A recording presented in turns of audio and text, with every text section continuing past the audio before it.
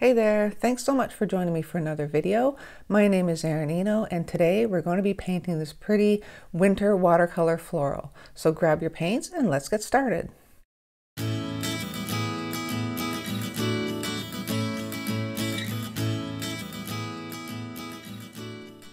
So before I start, I'll just quickly run through my materials. Today I'm using my Baohong Academy cold press watercolor paper. It's 100% cotton, 140 pound. I have my Van Gogh paints in my palette, a jar of water and a paper towel. And I'm going to be using 3 brushes today. I have 2 Princeton Snap round brushes, one in a size 12 and one in a size 4. And I have a Curry's store brand 2500 series in a size 10 round. So some of you may have seen the winter wreath I did back in December, and I really like this combination of blue and sepia. So it's still early enough in March that I think I have time to sneak in a winter floral before we start painting spring stuff. So that's what I'm going to do. To make it not look too Christmassy though, I'm not going to be using all of the elements that I used in the wreath.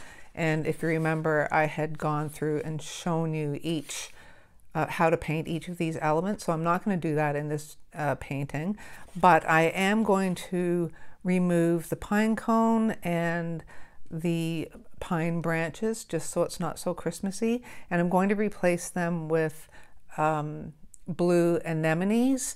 And maybe if I need some extra brown in there, I might throw in some brown twigs. So if you haven't seen that video and you want to see how to do these elements in more detail, I'll put a link to that wreath video in the description box below. I'll also pop it up at the end of this video if you want to see it. Okay, so to start, I'm going to do a blue anemone, and I'm just going to do it from the top facing view.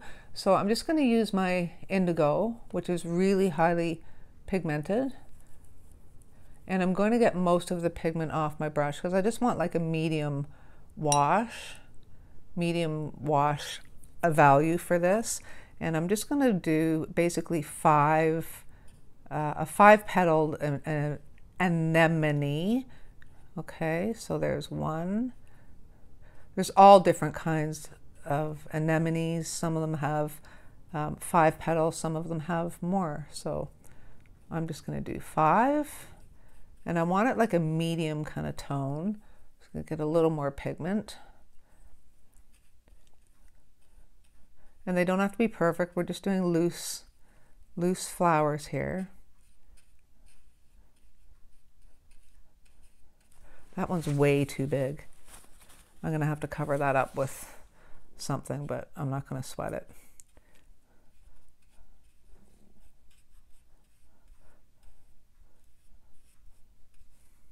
It's also a little offside, but because we're doing loose flowers, it doesn't matter.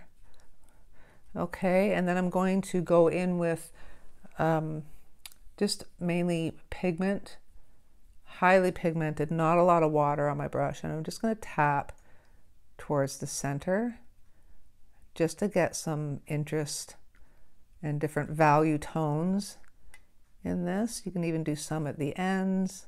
Now, in order not to flood this with too much pigment, I'm holding my brush right at a 90-degree angle, so I'm not doing it like slanted. You'll get way too much pigment dropping down on your lighter petals, and I don't want that. So there's our first anemone. It's not perfect, but that's okay. It's all about just kind of doing loose and relaxing. Okay, then I think over up here, I'm going to do one that's a little more tilted on its side.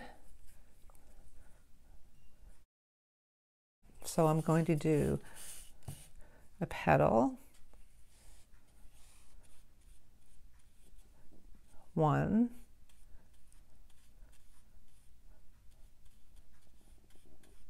2,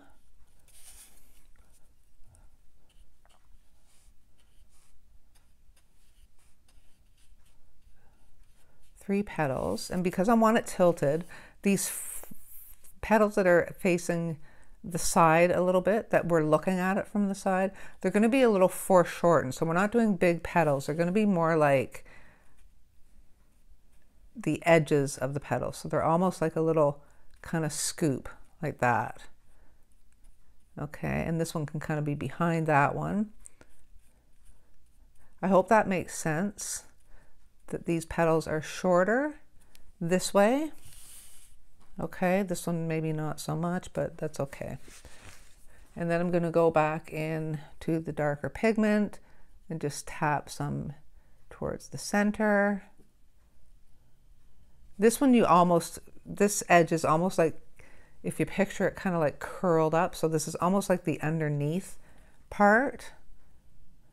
Okay, so I don't want any darkness, and if I'm going to put any darkness, it'll just be on this very outside bottom edge, just as a bit of a curled up shadow. Okay, I hope that you can kind of see what I'm trying to get at there. This one's gone a little dry. It's not bleeding quite as much, but that's okay.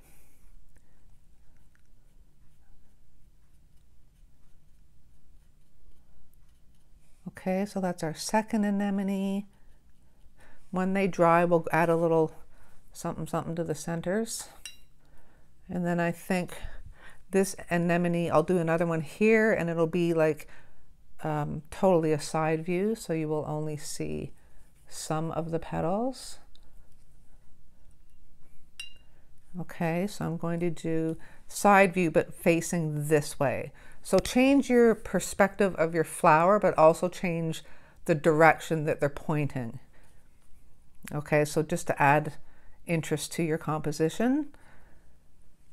So I'm going to do 2 full petals this way. And they can touch because you're looking at it totally from the side. They can also kind of curl out a bit if you want, like that. Okay. So you've got those. Those might be a little darker than I wanted, so I'm going to lift some of it up. If you lay down too much pigment, just clean your brush off, tap it off on your paper towel, and start picking up some of that pigment that you just laid down. And that's all you have to do for that. Okay, so just to make it not totally on its side, give it a little more interest, we're now going to do the petals that you would see from the other side. Okay, again, that's a little too much pigment, so I'm just going to do a petal there, one there, and one there like that. It looks a little wonky, I know, but this is just loose, so we don't have to get carried away with trying to make it perfect. And I'm going to go in with more pigment, and I'm just going to tap the bottom there, and then maybe some inside to make it look like these are kind of shaded towards the inside.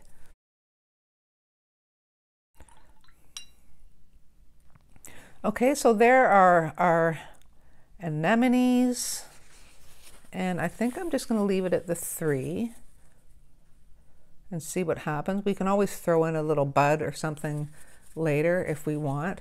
Now I'm not going to, because I just want to keep these to the 2, mainly sepia and indigo, I'm not going to be doing greenery on this composition, and that's okay when it comes to anemones, because I'm not really big on anemone leaves. They're kind of funny looking. If you want to Google it and have a look, you'll know what I mean. Now we're going to go to our elements that we used in the wreath, and I'm going to start putting in these little silver dollar plants.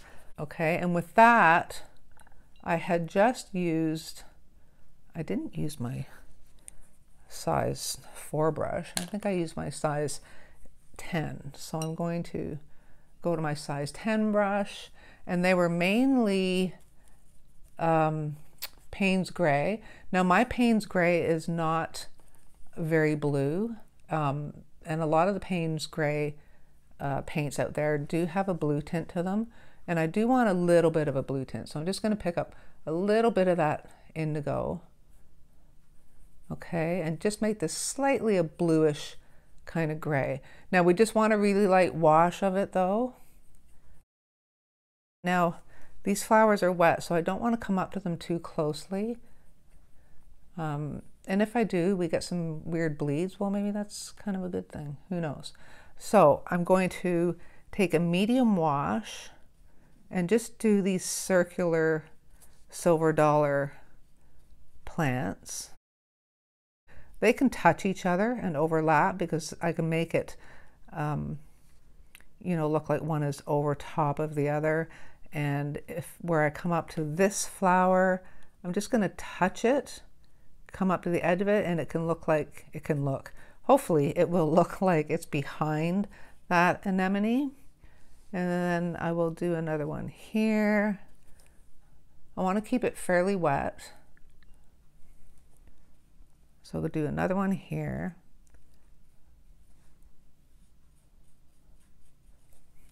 And maybe one over here. I was just trying to think of how I'm going to have this kind of bloom out of here. I'll do one down here too. Okay, now I wanted to leave them wet for a reason because I'm going to take my paper towel and I want almost like a mottled kind of effect. So I'm just going to take my paper towel and start lifting some of that pigment up, but not perfectly flat, if that makes sense. I want some variations. Now these are probably a little darker than I did in my original wreath, but that's okay. It's all good. So we'll let those dry, and then maybe we'll do another kind of sprig of silver dollar coming out this way. It doesn't have to be huge. We don't need a ton of them.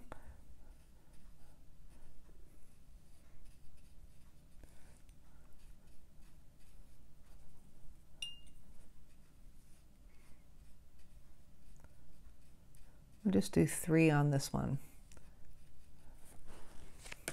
So we'll go back in and just tap up some of that pigment. Now the silver dollars are a little translucent. That's why I want to do this and have it have a little mottled effect. I'm hoping that you can see that on camera. Okay, so I'm just not dabbing up flat. Okay, I'm just picking it up in little kind of mishmash shapes. Okay, so now we need to go around this with a brown tone, so they've got to be completely dry. But I'm going to be honest with you, I think I want these a little bit lighter. I'm going to see if I can reactivate these and get more of that pigment up. I don't think I'm going to be happy with them if they're too dark and too blue. So let's see. If I get this quick enough, I should be able to pick up some of that pigment. Okay, that's going to have to be good enough. Now I think what I will do is go in and do some of the little white, actually pale kind of blue flowers. They almost look like pale blue pussy willows, so I'm going to throw some of those in next. So for that, I'm going to switch to my number 4 brush because I don't want to lay down too much water. Okay, so I'm going to take most of the pigment off my brush and I'm just going to do little almost bud shapes. Okay, just like that.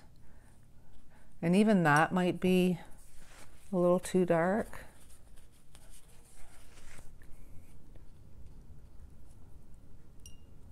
My water's kind of blue now, so basically I'm just painting with water.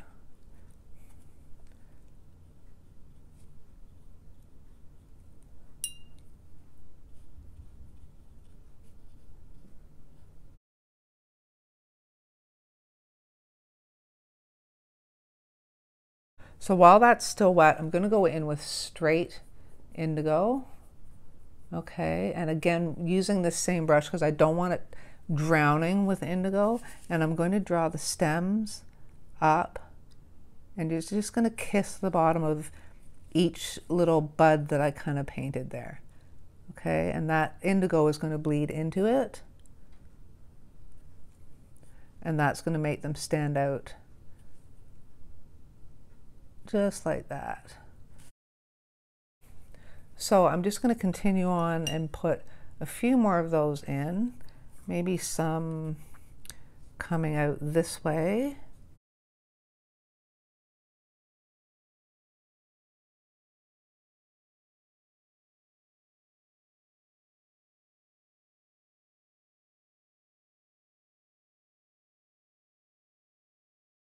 I kind of like these guys, so I'm going to do maybe another one of them over here.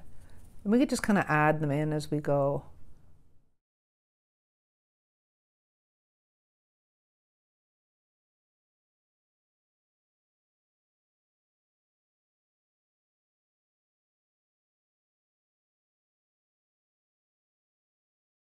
Okay, just like that. And then what I think I will also do while I've got this little brush in my hand is just go into the indigo and get like a medium, well, a little darker than medium wash. And I'm just going to start adding a little bit of tone to some of these petals on the anemone, just to kind of give them some texture and some shape. You don't have to do this, you can leave it as just like bleeds, but I just want to give it a little bit more than what's on there. Okay, so I'm basically doing wet on dry now.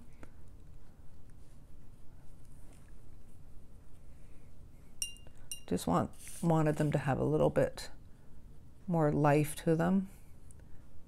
This one I'm gonna color in to make it look like that petal's kind of curled up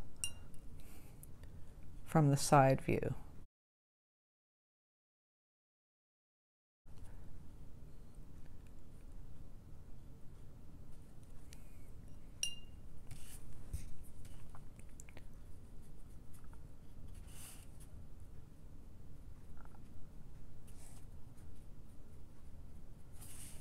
And this one, just add a little bit more tone to the inside. Okay, don't need to fuss too much. And then I'm going to clean off my brush, and I'm going to take a mixture of sepia, which is quite dark, okay, and a little bit of burnt sienna, which is a little bit of a reddish brown. I'm going to mix those together and just take a little bit off my brush. And I'm just going to draw around, not draw, but paint around the silver dollars. Okay, because they have a little kind of casing around them. I'm going to actually make this just even a little lighter. So I don't want too thick a line, so I'm holding my brush right at a 90-degree angle to my paper. So I'm just painting with just the tip. Okay, and that one will be over top of this guy. And I will say they're a little bluer than I wanted, but that's okay.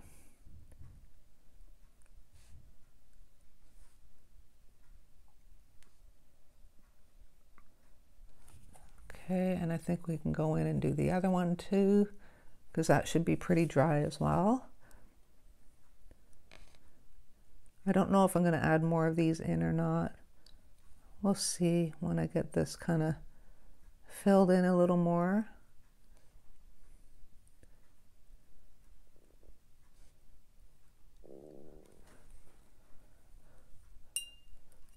And then we're going to do a stem. It's actually, the stems on these are a little woody, so they can be a little heavier. I just don't want them too thick. Okay, so that's just kind of going in there. This is kind of coming out of here.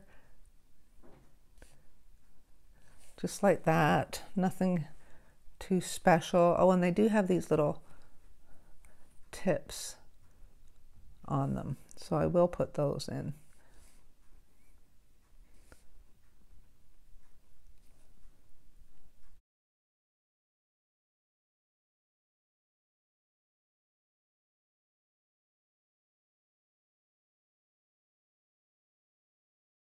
Now I'm going to go in, and I think what I'll do is I'll put in some of the light blue leaves. Now when I did my wreath, I didn't do so much of this brown on there, and I'm not going to do that again as well. So I'm going to take my number 10, okay, and I'm just getting the indigo again, but it's a very light wash of indigo. So I'm going to get most of it off my brush. And I'm just going to paint some leaves, and I want to keep them wet because we want that, we want to bleed the sepia into them, okay? So they're going to be fairly wet. Like I say, my water is pretty contaminated with the indigo right now, so basically I'm just painting with blue water. The indigo is very highly pigmented, so it does contaminate your water quite easily. Okay, so there's our leaves, and I'm going to go in with the sepia now. And I believe I did these with primarily just sepia. Okay, and again, because I don't want these heavy lines and heavy bleeds, I'm holding my brush upright at a 90-degree angle to my paper. Okay, and I'll just come out with the stem, and we're just going to touch the bottom of each leaf, just like that. Okay, and let that bleed out. Then I'm going to clean off my brush, and I'm going to take some yellow ochre and add it to that brown to get like a goldy yellow color. A little more brown than that, I think. And I'm going to take most of the pigment off my brush. And I'm just going to tap the slightest amount on here. I don't want it too heavy. Okay, just on some of the edges and the tip, just like that. I don't want to go crazy.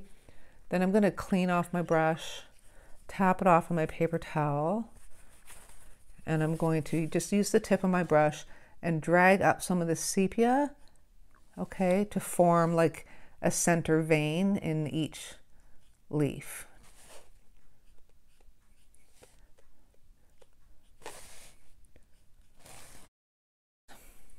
And we'll do some more of those leaves. Even these are blue. Whoops, I don't need to go into the indigo. I'm just going to use my blue water because even those are a little bluer than I wanted, but that's okay. I'll do some down here.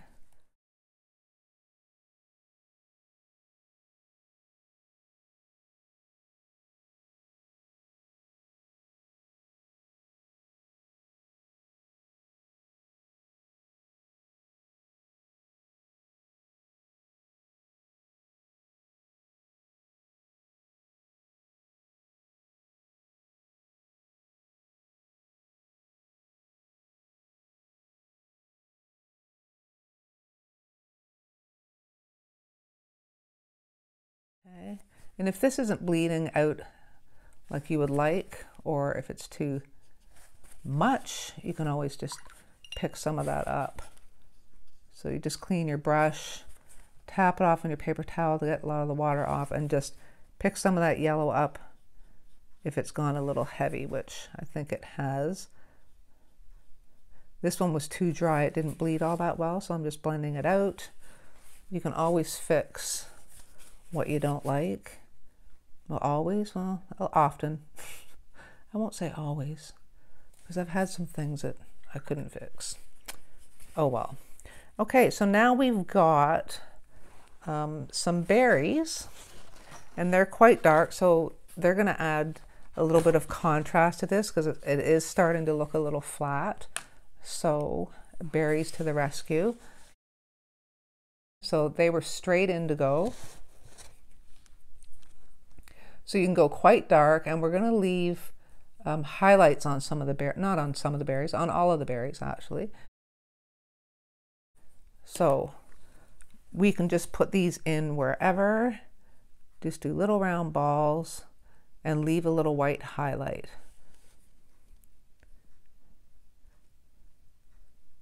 And if you're doing a floral composition with other colors, you can do berries as well.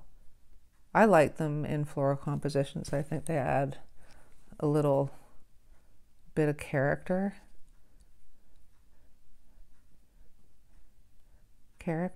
Well, they're fun, I guess, is what I'm trying to say.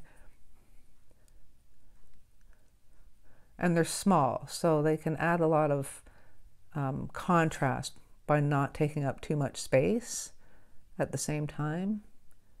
You know what I mean? So some of them can be really dark, some of them can be lighter. They're a nice little filler.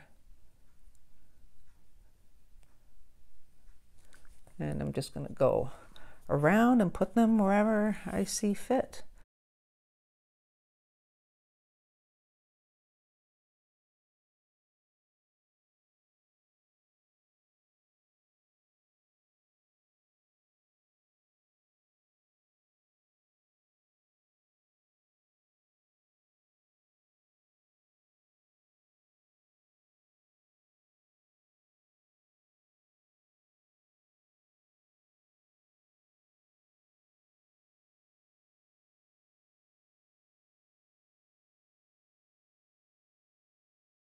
Now, for the branches of those little berries, we just used sepia the last time. And sticking to this tiny little brush,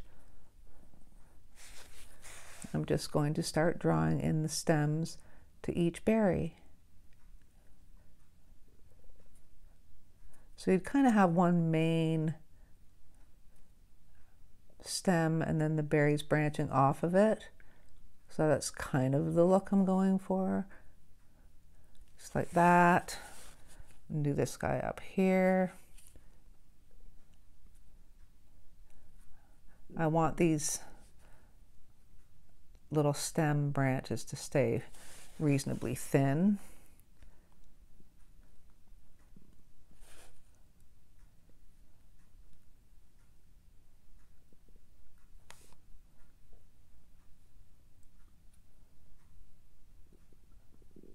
Okay, so there's some berries, and I also thought if it needed more heavy brown, more dark brown, I could also go in and do some little kind of jaggedy kind of twigs.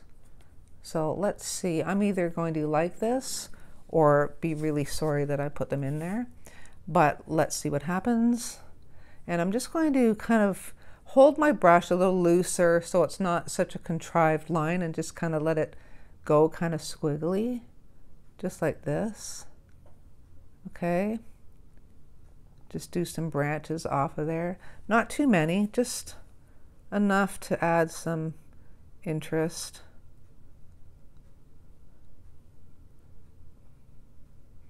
Again, you'll kind of see that I'm covering up those silver dollars that I wasn't happy with.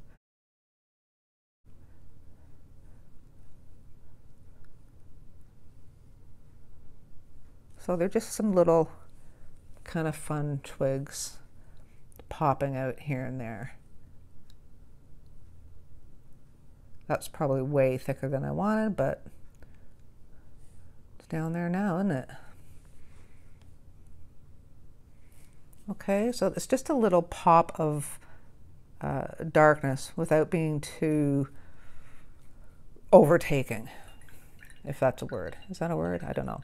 Okay, so I think that's pretty much it. Actually, you know what? I'm just going to do a little branch of twig coming out past here.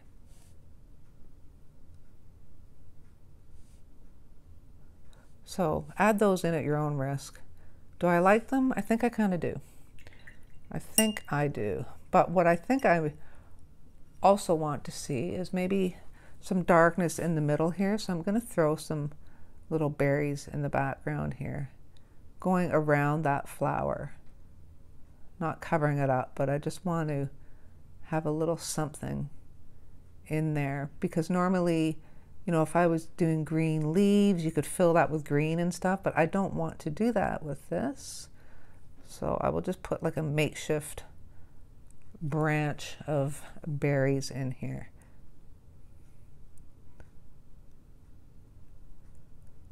Just to fill it in a bit. That's a little better. So now the anemones are reasonably dry, so we're going to go in and do the centers on those, and then we're going to call this done. So I'm going to go to my black and use my number 4 brush. This video is taking a little longer than I thought, but I'm just kind of having fun playing around.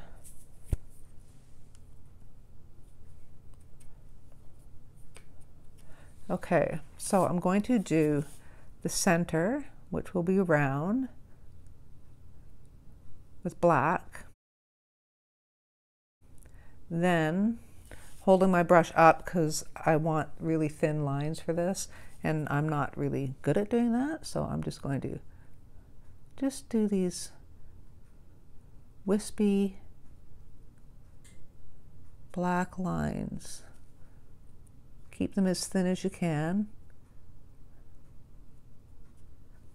Just going around the whole center of the anemone, just like that. Little wisps of hair. Okay, take a little bit more of that black actually, and make the center a little darker. And then just using the tip of your brush again, I'm just going to put these little dots that are on the ends of all these little stamens, I guess they are, in the center of your anemone. Now when I do this one, because this is tilted, the center is going to be a little squat, okay? So I'll just kind of do it and you can see what I mean. So this is going to be more of an oval shape because this flower is on its side more. Like that.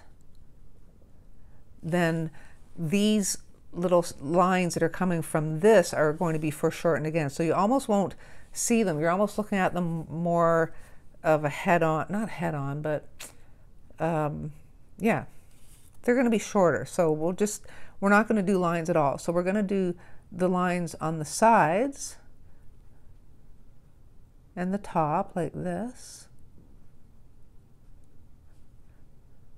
And again, I think I'm not explaining things well because I think I'm kind of groggy still from that cold I had. Okay, and then we're going to take the black and do the dots on the ends of all these little lines. And then here, because we're not going to see those lines from a totally side view, that we're just going to put the dots in. And that will make it look like it's kind of tilted. I hope that makes sense. Okay, and then this one, of course, you won't see the whole center at all. So we'll just have it kind of poking out, and then we'll just do some lines this way. I probably should be using a smaller brush. This one, I don't know. It's only a size 4, but it just doesn't have a really good tip on it.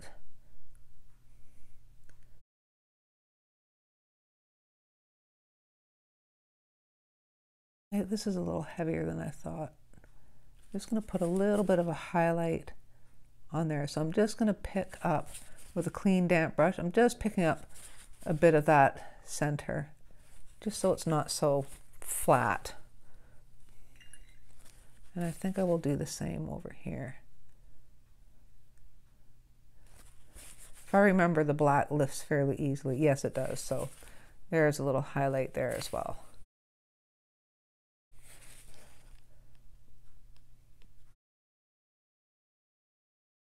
So there you go. There is our winter floral composition. I actually am, aside from the silver dollars being a little too blue and dark, I'm actually kind of pleased with it. So I hope you guys enjoyed this and that you found it helpful, and maybe you will try this on your own. If you do, I'd love to see your work. So if you're on Instagram, as always, tag me. And that is it for today, guys. So I will see you in the next one.